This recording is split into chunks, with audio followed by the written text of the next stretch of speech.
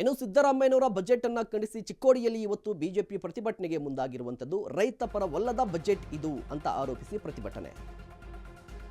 Budget ಅನ್ನು ಖಂಡಿಸಿ ಚಿಕ್ಕೋಡಿಯಲ್ಲಿ BJP ಪ್ರತಿಭಟನೆ ನಡೆಸುತ್ತೆ. ರೈತ ಪರವಲ್ಲದ ಬಜೆಟ್ ಇದು ಅಂತ ಆರೋಪ.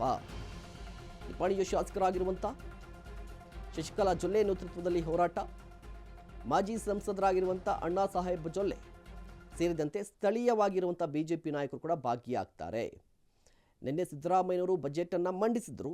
ಬಟ್ ಈ ಬಜೆಟ್ ಅಲ್ಲಿ ರೈತರಿಗೆ ಏನೂ ಕೊಟ್ಟಿಲ್ಲ, ರೈತರಿಗೆ ಅನ್ಯಾಯ ಮಾಡಿದ್ದಾರೆ ಅಂತ ಆರೋಪ ಮಾಡಿ ಇವತ್ತು ಚಿಕ್ಕೋಡಿಯಲ್ಲಿ ಪ್ರತಿಭಟನೆಗೆ ಮುಂದಾಗಿರುವಂಥದ್ದು ಬಿಜೆಪಿ. ನಿಪ್ಪಾಣಿ ಶಾಸಕರಾಗಿರುವಂಥ ಶಶಿಕಲಾ ಜೊಲ್ಲೆ ಅವರ ನೇತೃತ್ವದಲ್ಲಿ ಪ್ರತಿಭಟನೆ ನಡೆಯುತ್ತಂತೆ.